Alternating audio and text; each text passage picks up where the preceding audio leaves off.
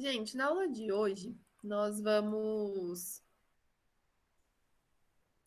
começar a falar de antropometria, né, que são as medidas do nosso corpo, que é a partir dessas medidas que a gente deve fazer nossos projetos, tanto projetos de mobiliário, como também os projetos de um modo geral, né? Então, a gente sempre tem que ter como base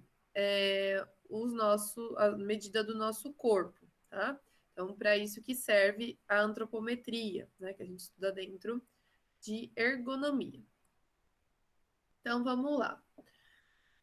Todos os edifícios, todos os espaços que a gente está projetando, que a gente vai construir, eles são, né, tem como objetivo serem habitados por pessoas. Então, eles são construídos para as pessoas e são habitados por elas, né? Então, tudo deve ser proporcional às medidas do corpo humano.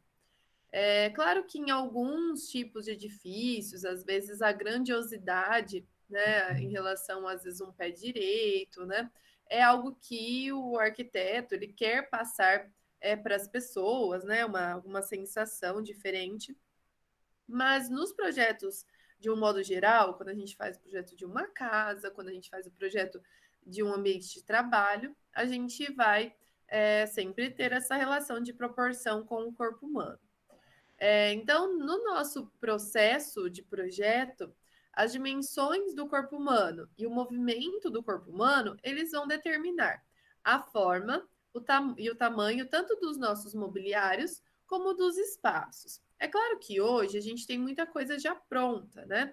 Então, o tamanho do sofá, o tamanho de uma cadeira, né? A gente até, quando vai trabalhar lá no AutoCAD, no Revit, no Sketch, a gente já tem os bloquinhos prontos, né? Com as dimensões já definidas. Às vezes acontece dos bloquinhos estarem meio desproporcionais, né?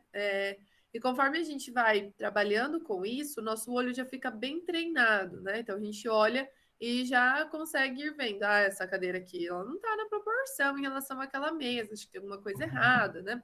Então nosso olho vai ficando treinado para isso, para as escalas, para os tamanhos das coisas. E quando a gente vai fazer um projeto, vamos supor que a gente vai dimensionar um quarto, a gente vai dimensionar o quê? A gente vai pegar o tamanho dos móveis que a gente vai ter dentro desse quarto e a gente vai analisar as áreas de circulação. Então, nesse quarto é um quarto de casal.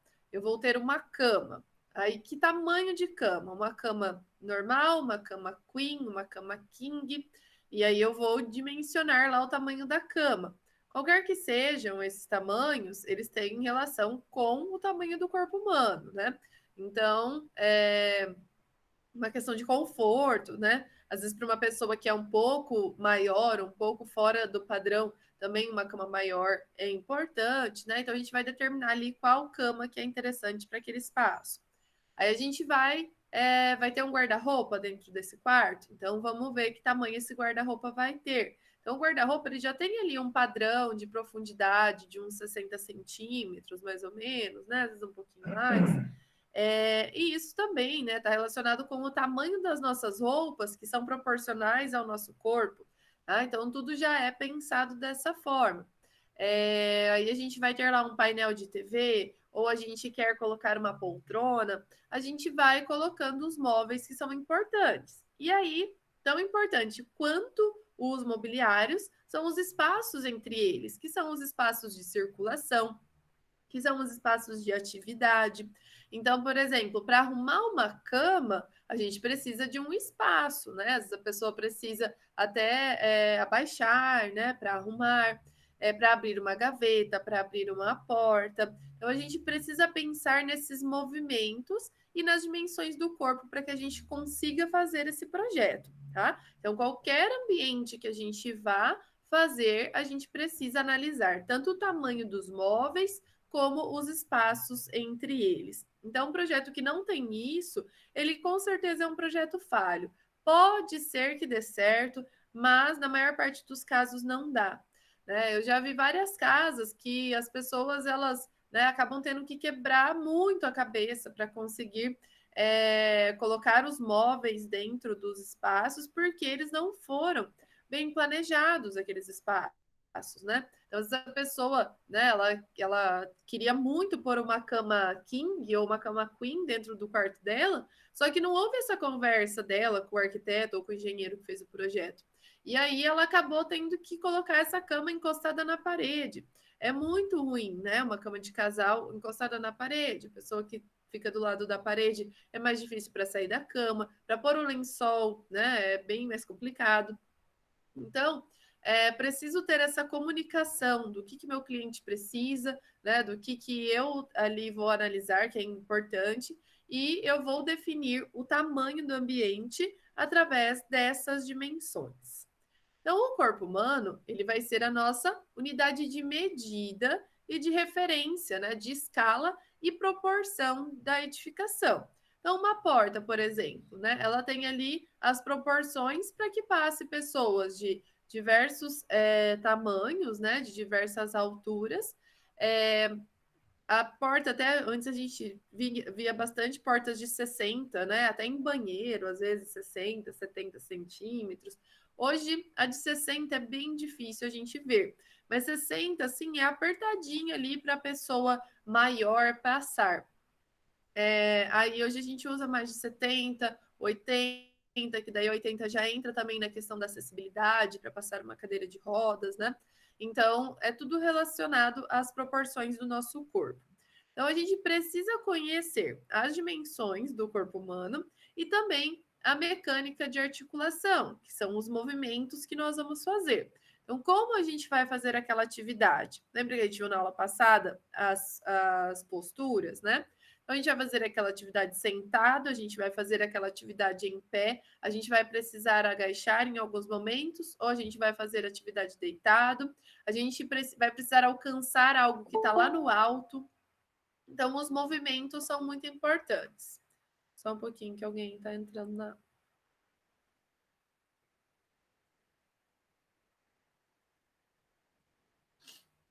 Gente, eu ensinei na aula passada vocês a entrarem certinho lá pelo domínio do Sesumar e hoje um monte de gente entrou aí por outro domínio. Tentem entrar pelo do Sesumar, tá? Para eu não ter que ficar interrompendo a aula.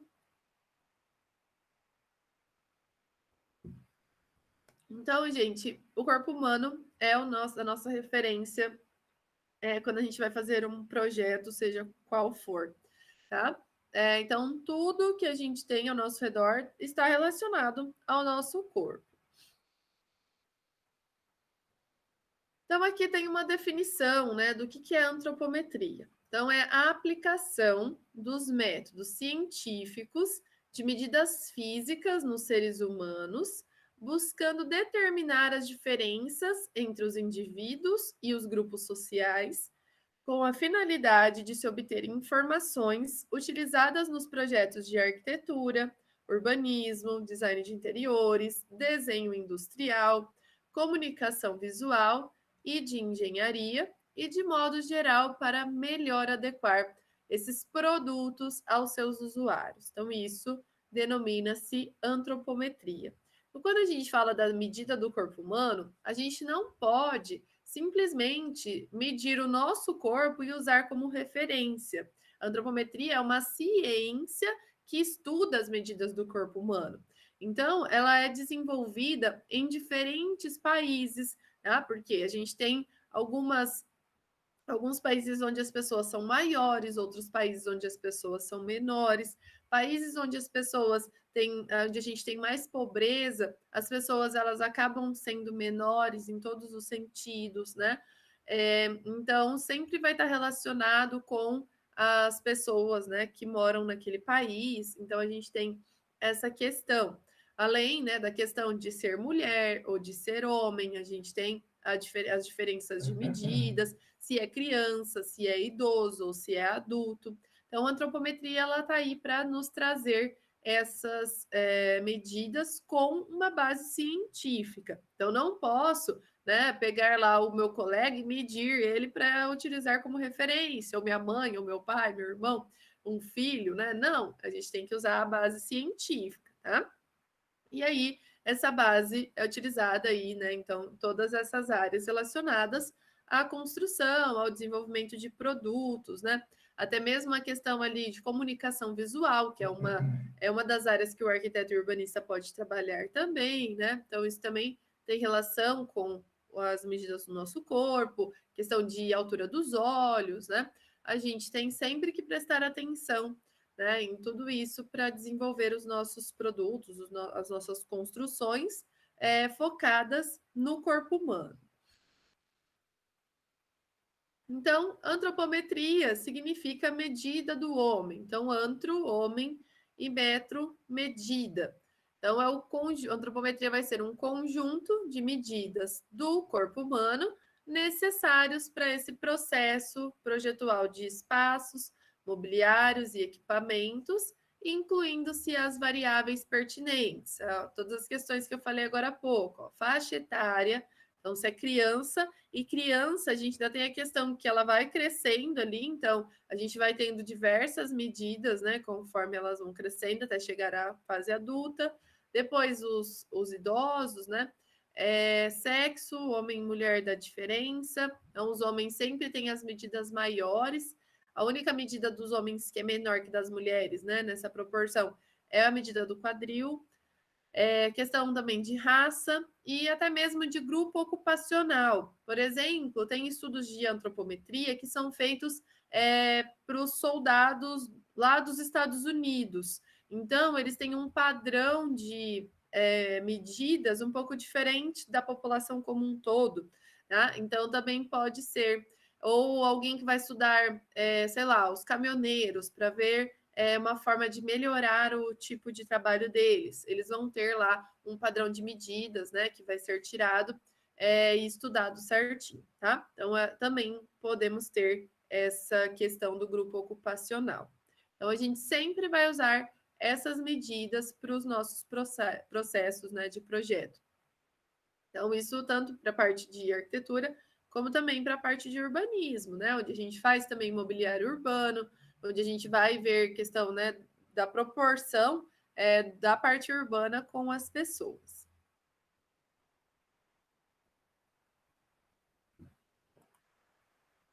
Então, os objetivos dos estudos antropométricos, em primeiro lugar, é assegurar as medições precisas do corpo humano, de forma a descrever as características do indivíduo que se está projetando um determinado produto. Ai, desculpa. Então, gente, por isso que eu falei, a gente não pode utilizar as medidas, né, de um conhecido nosso ou as nossas próprias medidas. A gente vai ter lá, através da antropometria, medidas precisas do nosso corpo que vão descrever as pessoas de diversos tamanhos diferentes, né? E aí a gente vai fazer as nossas escolhas dentro dessas medidas, de acordo com o tipo de produto que a gente está fazendo, para quem que é esse produto. E a gente vai ter a publicação desses dados, né, que são obtidos através do estudo da antropometria, para que a gente possa, pronto e seguramente, utilizar, né, para fazer as comparações antropológicas. Então, nós não precisamos estudar, né, as medidas do corpo no sentido de fazer essa pesquisa, né, de fazer essa pesquisa científica. Isso já está pronto para a gente. Então, eu acho que eu mostrei para vocês, né, o livrinho do Paneiro. Não lembro se eu mostrei para vocês ou para a turma da manhã. Mas tem o livro lá do Paneiro, né, das dimensões do corpo humano, que é um livro da capa verde. Vocês encontram alguns PDFs na internet, tá? Agora que a gente não está podendo ter acesso, né, à biblioteca física. Lá o paneiro, né, ele traz todas as medidas para gente, né? Acho que eu falei para vocês na primeira aula, né? O Tilley também é outro estudioso nesse sentido, Neuffer. Então a gente tem as medidas do corpo humano, né? Já prontas. A gente tem que aprender o quê? A utilizar essas medidas. Então, como que eu faço a escolha? Né? Qual medida que eu vou usar? É isso que a gente vai aprender aqui. Então, vamos falar um pouquinho, né, da questão histórica relacionada à antropometria. Então, gente, se a gente parar para pensar um pouquinho, né, na história da humanidade, a gente vai perceber que a questão das proporções do corpo humano, elas sempre foram estudadas por filósofos, por artistas, né, por teóricos, por designers, né, por arquitetos. Então, a gente tinha, né, o que era antes antropologia física, e isso originou a antropometria. Então, a antropologia física, ela estudava muito a questão da evolução do ser humano, estudava a questão das diferentes raças, né? Como que surgiram, por que das diferenças, mas ela tinha muito uma questão de colocar assim que uma raça era superior à outra, sabe? E aí isso acabou fazendo com que ela fosse mudando, né? E hoje a antropometria, ela, né, ela distingue em alguns casos as raças, né? Mas mais numa questão mesmo das medidas do corpo, porque a gente tem essas diferenças. É, um ponto importante aí, né, interessante da gente analisar, né, são as viagens de Marco Polo, que aconteceram lá em 1273 a 1295. Então, Marco Polo, ele, né, deixou por escrito diversas histórias, né? Então, o que aconteceu com ele? Ele foi e viajou para o Oriente, né? Então, ele saiu lá da Europa, né, da parte ocidental, e ele foi viajando lá para as Índias, né, para o Oriente, foi de barco para lá. E aí ele achou assim muito interessante quando ele chegou lá e percebeu como as pessoas daquela terra eram diferentes das pessoas de onde ele vinha, né? E aí ele na volta ele foi preso, né? E ele ficou ali muitos anos preso e na prisão ele ia contando essas histórias foram sendo escritas, né? E ali, nessas histórias se revelavam, né, as raças diferentes que ele foi encontrando nas suas viagens, né, em relação às dimensões e estruturas do corpo humano. Então, ele foi, né, ele achou isso muito interessante e foi descrevendo isso. Então, imagina, né, naquela época, as pessoas.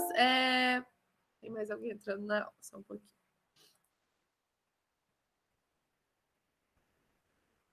Então, gente, naquela época, né, as pessoas elas não iam muito longe, né? Elas ficavam próximas, né, das pessoas que elas tinham mais já familiaridade, né? Que eram pessoas que tinham proporções parecidas de tamanho, né, de corpo. E aí, quando ele, né, chegou lá na parte oriental e percebeu isso, ele ficou bem admirado e resolveu escrever, né, descrever isso para que as pessoas soubessem que a gente tinha essa diferença, né, de um lugar para o outro, porque muitas pessoas achavam que todo mundo era igual. E aí ele trouxe, né, essa curiosidade aí que ele achou interessante, porque realmente não se tinha essa ideia, né? As pessoas não tinham essa ideia.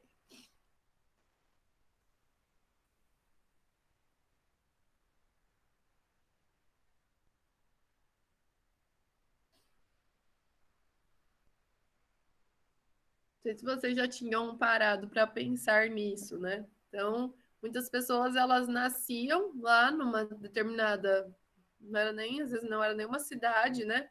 E elas não saíam dali, elas só conheciam aquelas pessoas ao redor delas, e elas achavam que no mundo inteiro, né, que não tinham nem ideia do tamanho, talvez, né, do mundo, todo mundo era igual, né?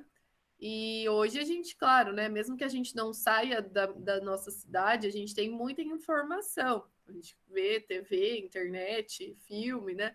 Então a gente consegue, né, imaginar isso, mas naquela época não, né? As pessoas não imaginavam.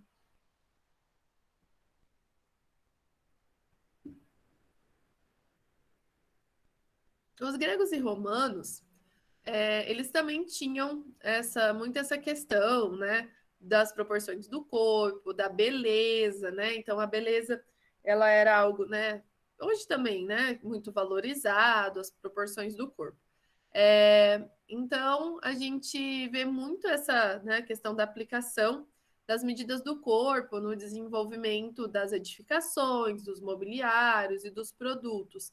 Então, os gregos e romanos pensavam muito nisso, tinham muito essa relação, né, entre as proporções do corpo. E aí até a gente tem, né, a proporção áurea da dimensão antropométrica, né, que vem lá de Euclides, do século II a.C.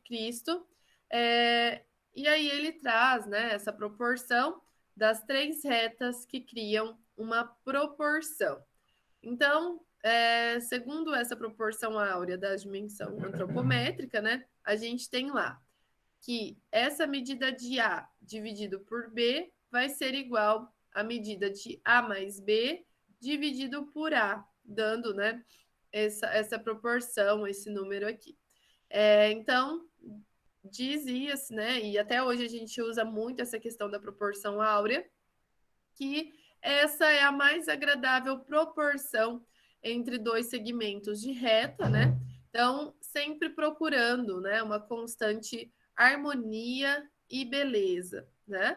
Então, a gente tem muito essa questão, né, da harmonia e da beleza, que são coisas que nos chamam a atenção, né? A beleza é algo que nos chama a atenção e que em toda a história, né, isso teve uma importância muito grande, não só do ser humano em si, mas também a beleza das edificações, né, da própria natureza, tudo tem proporção. Então, às vezes a gente vai fazer um projeto, né, daí a gente olha lá a volumetria, daí parece que está desequilibrada, né? A gente olha lá e fala, parece que não está muito proporcional. Parece que eu preciso aumentar um pouquinho esse volume, puxar um pouquinho mais aqui, deixar aqui mais horizontal, para dar um equilíbrio, para que fique proporcional os volumes, né? Então, a gente sempre está em busca da beleza, do equilíbrio e das proporções. Então, a gente tem uma influência, né, dessa questão áurea, né, nos projetos arquitetônicos. Então, a gente sempre estabelece, né, parâmetros, como eu acabei de dizer, de equilíbrio da nossa composição ou, né, harmonia na simetria. Então, vários arquitetos trabalham com a simetria, né, com fachadas simétricas, ou, se não são simétricas, a gente equilibra um elemento aqui com um elemento ali, como se de um lado pesasse mais, daí a gente precisasse pesar desse daqui também, né? Então, a gente tem lá o retângulo de ouro, o retângulo áureo, que é muito utilizado nas proporções das edificações. Então, a gente tem lá, né, a proporção entre A e B, que é a mesma, né, o mesmo númerozinho que a gente tem aqui, ó. E aí essas proporções foram muito utilizadas, né, para desenvolver as fachadas, as edificações, sempre em busca da perfeição, sempre em busca da beleza e da gente conseguir trazer esse equilíbrio, né, para as nossas fachadas, para as nossas edificações, também para as plantas baixas, né, para que elas ficassem proporcionais. Então, houve sempre essa questão. A gente percebe também uma grande preocupação em relação às proporções do corpo humano no Tratado de Arquitetura, que o Vitrúvio escreveu. Então, tem uma parte lá de um dos 10 livros em que ele descreve as proporções do corpo humano e como que as proporções do corpo humano elas vão implicar na arquitetura. E foi a partir dessa descrição do Vitrúvio que o Leonardo da Vinci desenhou, né, essa imagem aqui que a gente vê bastante, né? Do homem vitruviano. Então, ele desenhou as proporções que o Vitrúvio descreveu lá no seu livro. Então, eu coloquei algumas partezinhas aqui. Então, ele diz lá que o corpo humano é de tal forma desenhado pela natureza que o rosto, desde o queixo até a parte superior da cabeça e as raízes do cabelo, é a 10ª parte de toda a altura. Então, o que quer dizer nesse pedacinho? É que se a gente dividir o corpo humano em partes iguais, em 10 partes iguais, elas terão o tamanho aqui da nossa cabeça. Então, do queixo até a parte superior ali, onde nasce o nosso cabelo. Então, a gente teria a proporção do nosso tamanho é 10 vezes o tamanho da nossa cabeça. Outro ponto que ele diz lá, que o ponto central do corpo humano é o umbigo. Se centrarmos um compasso no umbigo de um homem deitado, com as suas costas contra o solo e com suas mãos e pés estendidos, veremos que as pontas dos dedos tocaram a circunferência descrita. Então, vejam aqui. No homem vitruviano, ele está em duas posições, tá vendo? Então, uma posição ele está reto, com os braços retos, e uma outra posição ele está com as pernas abertas, né? E os braços mais erguidos aqui.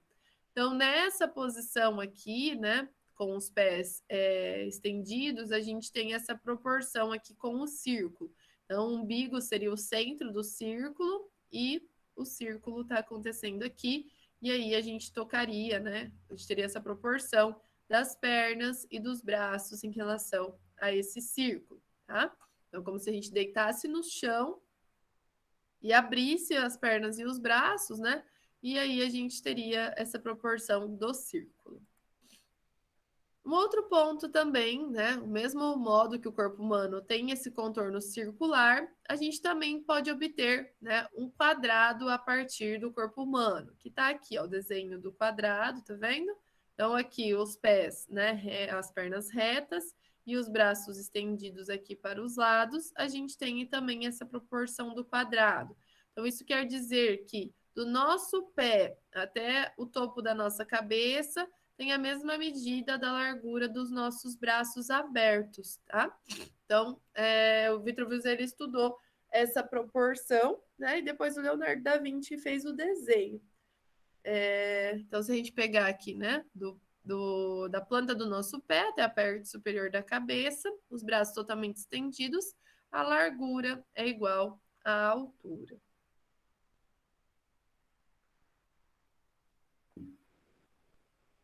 Então, dá para perceber, né, que desde aí do primeiro livro que a gente tem da arquitetura, que é o Tratado do Vitrúvio, já havia essa preocupação com as dimensões do corpo humano e como isso influenciaria a arquitetura. Então, não tem como a gente fugir disso hoje em dia, né? A gente precisa fazer projetos que sejam proporcionais ao nosso corpo.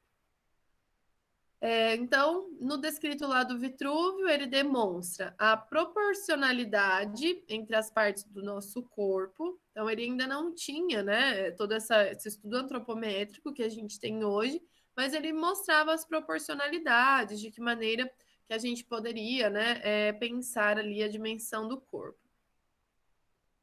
E, como eu acabei de dizer, né, ele chama atenção para esse entendimento de que o ato de projetar edificações, né, caminhe no mesmo princípio da proporcionalidade. Então, ele dizia lá que a arquitetura ela deveria seguir o referido entendimento de ter tanta proporcionalidade quanto o corpo humano, né, para completar o todo harmoniosamente. Então ele colocava ali que o corpo humano ele tinha proporções muito belas, né? E que a arquitetura ela também precisava ter boas proporções para que ela fosse harmoniosa. Então ali o corpo humano, todas as partes, né, formam o todo de uma maneira proporcional e harmoniosa, e que a arquitetura deveria também ser dessa forma, né? E aí ele mostra isso, né, na execução das colunas e dos capitéis, né, que são proporcionais e harmoniosos, né, pensados nessas proporções. Então aqui, né, ele descreve, né, o Vitrúvio falando lá dos templos gregos, que os gregos eles obtiveram dos membros do corpo humano as dimensões proporcionadas que necessariamente aparecem em todos os trabalhos construtivos, né? Então a polegada, por exemplo, né, ela é uma medida que vem do corpo humano. O palmo, né? A gente fala lá quantas, né? Vamos medir um negócio. Tem um palmo o pé, né? O cotovelo. Então, eles utilizavam as medidas do corpo para medir, para fazer também as proporções, né, do que eles estavam construindo. Então, o Vitrúvio ele foi analisando isso e colocou isso lá no livro dele. E aí, dentre, né, os estudos desenvolvidos a partir dessas referências vitruvianas, o mais conhecido foi o desenho elaborado pelo Leonardo da Vinci em 1496. Então, houveram outros, né, desenhos buscando essa referência que o Vitruvio escreveu, porém o do Leonardo da Vinci, né, ficou o mais conhecido. Então, é a figura canônica mais famosa da história do conhecimento científico e da arquitetura. Então, dá para ver certinho as proporções que a gente viu ali. Então, a altura do homem, né, a altura aqui, é igual à sua proporção, né, dos braços estendidos, né, que é a questão do quadrado, e as diferentes partes, né, do corpo do homem formam um conjunto de proporções que se inserem em um círculo, bem como no quadrado. Né? Então, a gente tem o círculo aqui, com o centro no umbigo, pegando na pontinha dos dedos das mãos e dos pés, e aqui o quadrado, então, com essa proporção da nossa altura pelos nossos braços estendidos. E daí a questão das 10 cabeças também, né? Então, ele diz lá que a nossa cabeça é a 10ª parte da medida do nosso corpo.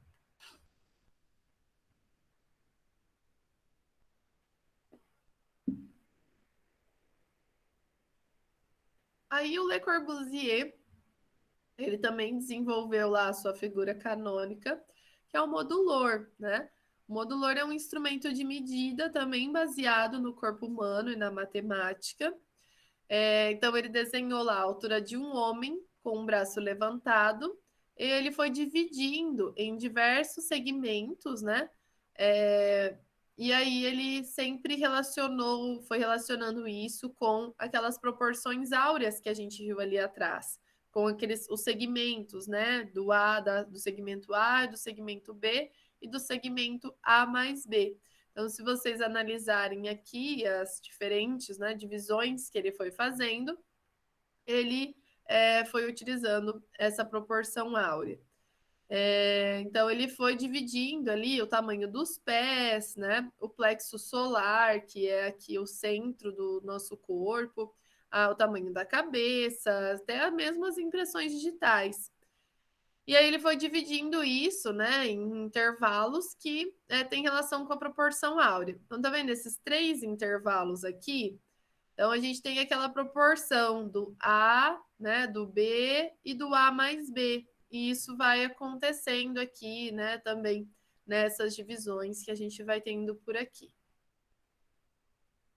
Então, o modulor, ele foi uma referência antropométrica, né, para a elaboração de projetos arquitetônicos, para projetos de imobiliários, pensando em atender às necessidades humanas. Então, ele foi utilizado para produzir a derivação de 2 séries das dimensões da figura humana. Então, a série azul, ela é baseada na altura do homem em pé com o braço levantado, com uma medida de 2,26 metros.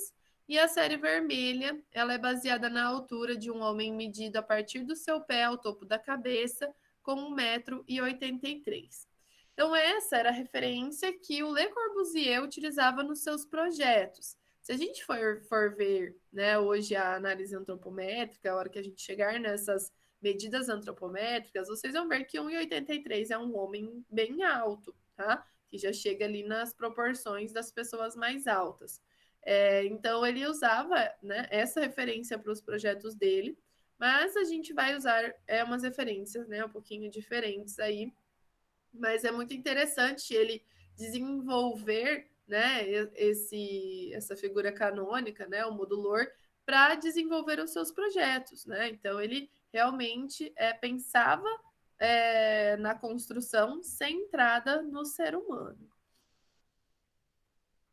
E aí a gente chega num período ali pós-guerra que muda um pouco, né, a arquitetura, e o Le Corbusier, nesse período, ele vê a necessidade, né, de abrigar um considerável número de pessoas em espaços muito pequenos, né, e aí ele percebeu que para ele conseguir fazer projetos dessa forma, né, os conjuntos habitacionais, ele precisava conhecer as dimensões de espaço e de alcance humano.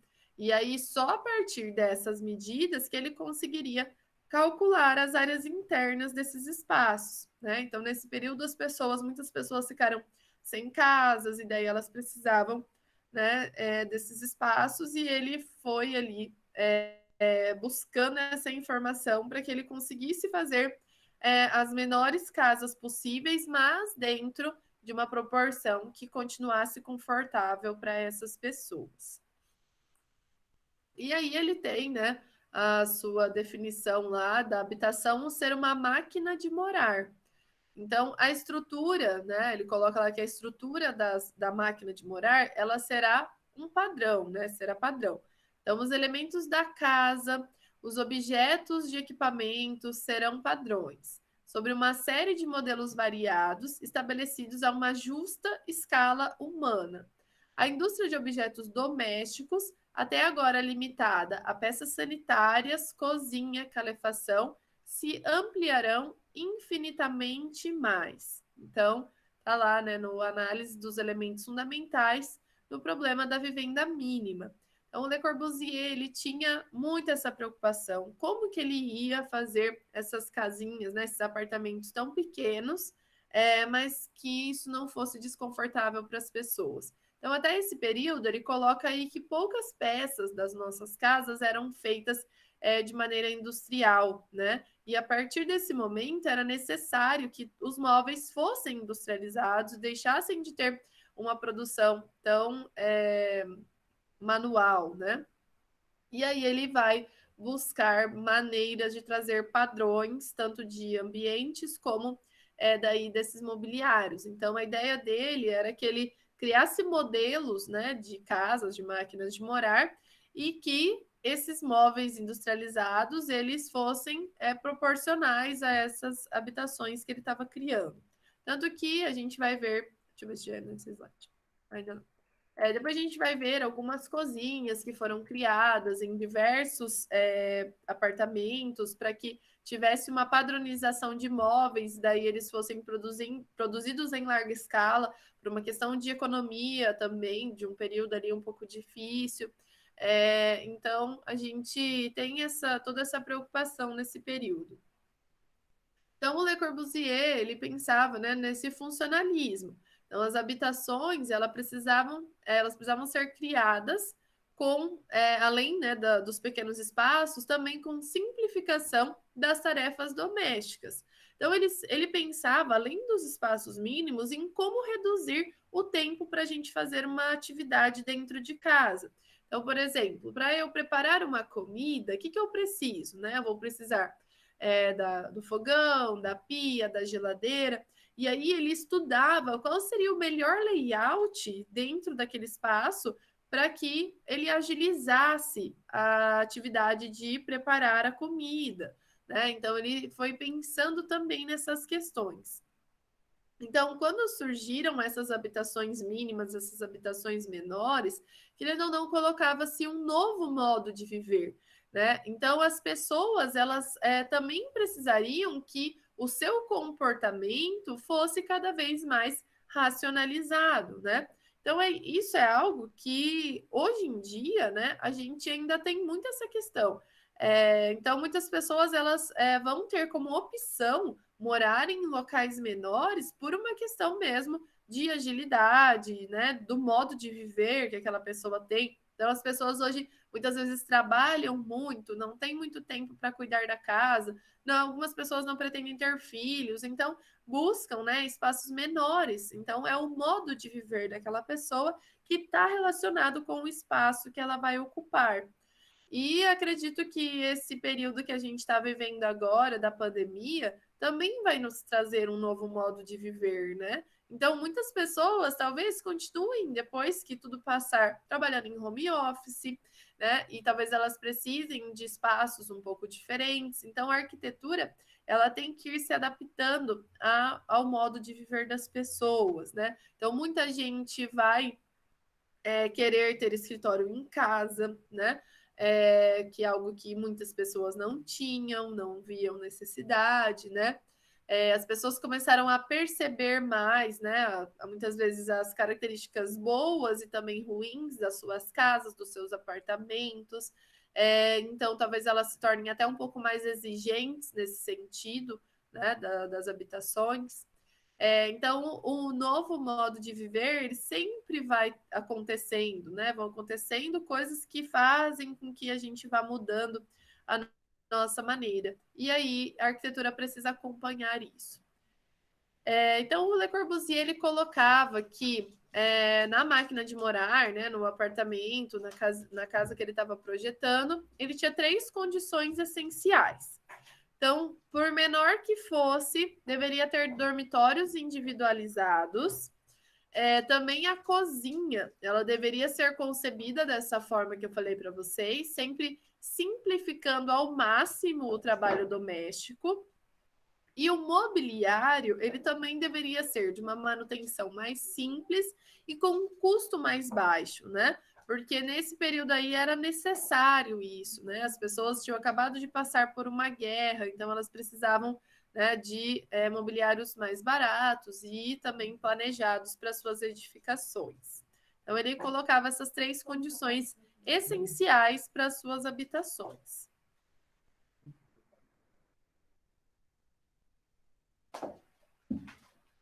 Então aqui, ó, a gente tem nesse desenho algumas propostas ali do Le Corbusier, que ele foi pensando nessa questão dos deslocamentos, o que aconteceria dentro ali da cozinha, né? Então, ele sempre nas habitações pensava em uma proposta dimensional da arquitetura racional. Então, a cozinha era um elemento que ele estudava bastante, pensando nessa simplificação das tarefas, né? Então, se tornou ali um elemento essencial de estudo. Então, ele estudava qual era a melhor dimensão para a cozinha e qual o melhor formato, né? Então, será que é melhor uma cozinha mais quadrada? Ou será que é melhor uma cozinha mais retangular? Qual a melhor proporção entre essas medidas? Então, ele ia analisando tudo. Ele ia analisando os tipos de móveis, os equipamentos necessários, e aí ele ia fazendo os diagramas de circulação, né, que a gente vai ver aqui. Localização, né, dos elementos em relação ao conforto, a facilidade de manutenção. Então, esses diagramas que ele ia estudando, né, ali no interior da cozinha, era pensando em economizar movimentos e deslocamentos. Então, ele ia lá, ó, aqui, né, ele pegou lá uma cozinha tradicional, colocou o mobiliário da cozinha e começou a analisar, né, para a pessoa utilizar essa cozinha, quantos deslocamentos, né, ela fazia para utilizar lá, né, tinha o armário aqui, a pia ali, o fogão aqui, né, com o forno, a mesa, e aí ele viu, né, que ficava uma bagunça, né? Imagina, gente, a pia aqui e o fogão aqui, né? A pessoa, ele ia lá, né, ia analisando tudo, né, que precisava ir de um lado para o outro. Até mesmo a questão aqui, ó, dining room, né, a sala de jantar, então a mesinha aqui, né? Então ele foi analisando tudo isso. E aí ele foi reorganizando, né, os elementos de maneira que ele conseguisse ali um deslocamento melhor, né, uma economia de movimentos, até mesmo a questão do lixo, onde era melhor ficar. Então, isso para ele era algo importantíssimo, e aí ele foi desenvolvendo, né, essas cozinhas mais eficientes para que a gente tivesse uma economia de tempo, né, dentro da edificação. Uma outra cozinha interessante é a cozinha de Frankfurt. Essa cozinha, ela é uma cozinha também bem pensada nessa questão funcional, e ela foi produzida em massa, em diversos apartamentos, e ela é considerada um paraíso de economia de trabalho, e ela foi instalada em vários conjuntos habitacionais. Então, esse modelo de cozinha, ele tinha 3,5 por 1,90. Então, a gente vê que é mais retangular, né?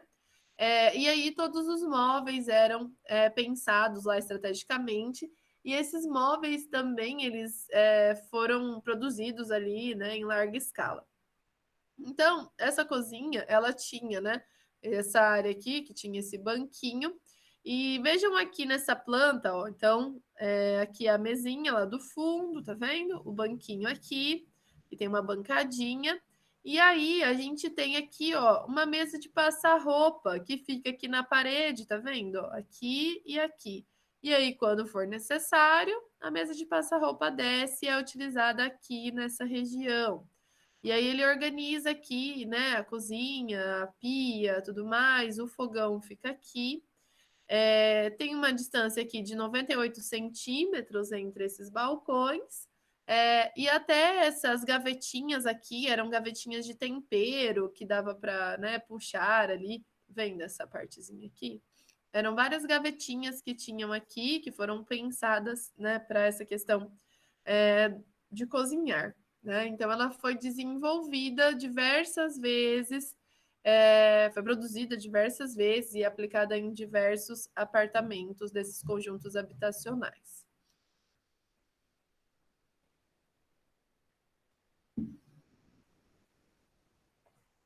Então, a cozinha, né, ela pode ser disposta de diversas formas.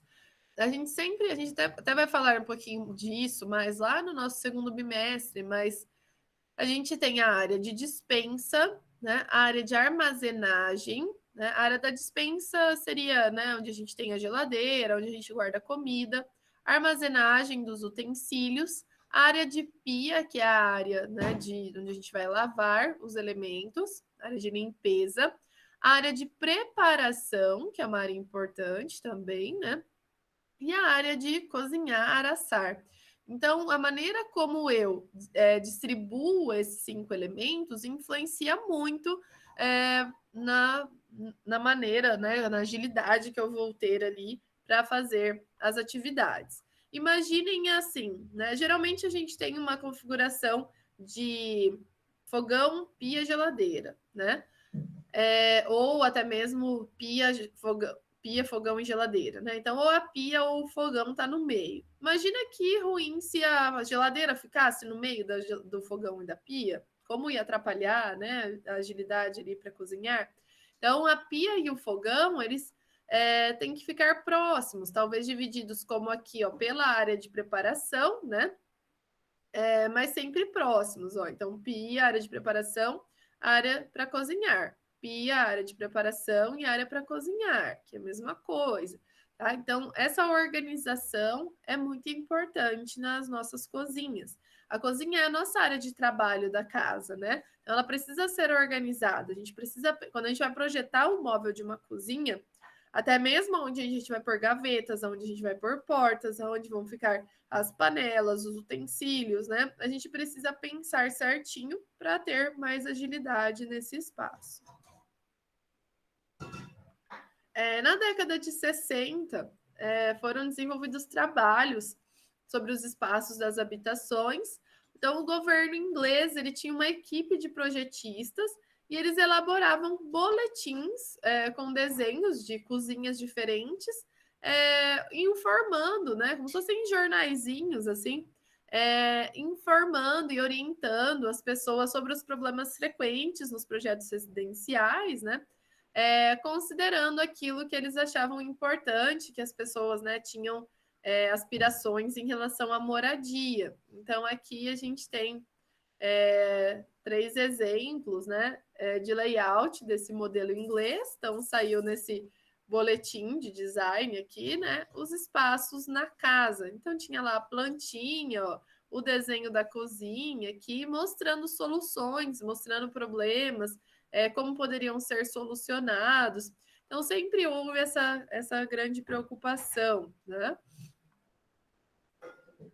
E aqui, para a gente finalizar, hoje em dia, né, coloquei aqui 3 autores, arquitetos, que buscam, né, essa questão da aplicação da antropometria na arquitetura.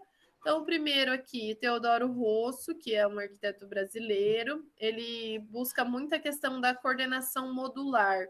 Então, quando a gente vai pensar no projeto de uma casa, a gente tem a questão da estrutura, né? Então, ele trabalha com a questão do pré-fabricado. Como que seria, então, interessante? Que tipo de vão é legal para uma casa, para que a gente tenha boas proporções nessa arquitetura em relação às medidas do nosso corpo. O Nuno Portas é um arquiteto português que também estuda a questão da aplicação da antropometria nos estudos das normas de habitação, porque se vocês devem, né, estar vendo aí as normas da habitação da Caixa, e as medidas são bem reduzidas, né? Então ele estuda isso, de que maneira essa antropometria é aplicada, né, nessas normas de habitação, e ele busca determinar uma determinação correta do programa de habitação para que atenda às exigências humanas, né? Aqui no Brasil, a gente tem uma problemática enorme em relação às habitações sociais, que é o quê? A gente projeta lá apartamentos, né? Que são para uma família de pai, mãe, 2, 3 filhos. E geralmente o que a gente tem é uma família onde moram ali pai, mãe, 4, 5 filhos, vó, aí o filho já tem, né, o neto. E aí a gente vai tendo ali, a gente vai ver no nosso segundo bimestre algumas imagens de algumas habitações onde as pessoas vão colocando móveis em cima de móveis, né? Então acaba ficando bem complicada a situação. E o último ali, Tomás Maldonado, é um arquiteto argentino. Ele aborda, além de aspectos antropométricos, também, né, a questão dos gestos das pessoas, dos desejos e dos sonhos dos usuários, né? Não sei se eu comentei com vocês numa outra aula, eu comentei com alguma turma agora, não lembro qual foi. Que quando a gente faz o projeto do conjunto habitacional, que é o que vocês estão fazendo agora, é importante que eu sempre penso assim, eu ia gostar de morar aqui dessa forma, né? Porque muitas vezes a gente se preocupa tanto com a questão do tamanho do apartamento que a gente esquece um pouquinho que é uma pessoa que vai morar ali, né? E será que ela gostaria de morar ali daquela forma? Será que eu gostaria de morar naquele espaço? Então sempre pensem nisso, gente. Se aquela pessoa ia gostar de morar ali, porque às vezes esses conjuntos habitacionais, esses apartamentos, eles acabam sendo abandonados pelas pessoas porque elas não se sentem bem nesses espaços, né? Então a gente precisa pensar também nessas questões, tá? Eu até comentei com o pessoal da aula da manhã que eu vou colocar um livrinho que a gente só ia usar no segundo bimestre, que é um livrinho que fala sobre os dados antropométricos, as medidas do corpo relacionadas aos conjuntos habitacionais, as habitações mínimas. Eu vou colocar ele no estúdio, porque acho que vocês já precisam, né, dar uma olhadinha, nossa matéria ainda está, né, em introdução, então eu vou colocar lá para vocês, tá? Então, para quem está projetando aí habitação social, esse material que eu vou colocar é bem interessante, mas também o material do Paneiro, o Neuffer, vão ajudar bastante vocês, tá? E aí, gente, alguma pergunta? Alguma colocação? Gente, já que vocês não têm nenhuma perguntinha, deixa eu já falar para vocês. Lá no Classroom tem uma atividade, não é uma atividade valendo nota, mas tem uma atividade para vocês fazerem agora, durante esses minutinhos que falta para terminar a nossa aula, que é para vocês colocarem a função da cadeira de vocês, que vocês vão projetar no final do bimestre, e em que ambiente essa cadeira vai ser colocada. Lembra que eu falei lá, acho que na nossa primeira aula? Tá? Então, para vocês fazerem agora. Tá? Então, vamos colocar lá como função. Se é para alimentação, se é para estudo, se é para descanso, tem os exemplos lá no slide. E para que ambiente que é? Para um restaurante? É para uma casa, uma sala de jantar, uma sala de estar, uma área externa, uma varanda, tá? Então, completem lá essa atividade. Tá? Então, entrem lá no Google, no Classroom, a atividade está lá na agenda e também está dentro da disciplina. Aí vocês vão colocar, se vocês estiverem fazendo em duplas, pode um só entrar lá, colocar o nome da dupla e preencher as duas perguntinhas, da função e do ambiente. Quem estiver fazendo sozinho, completa o seu sozinho lá, tá bom? Então, façam isso agora.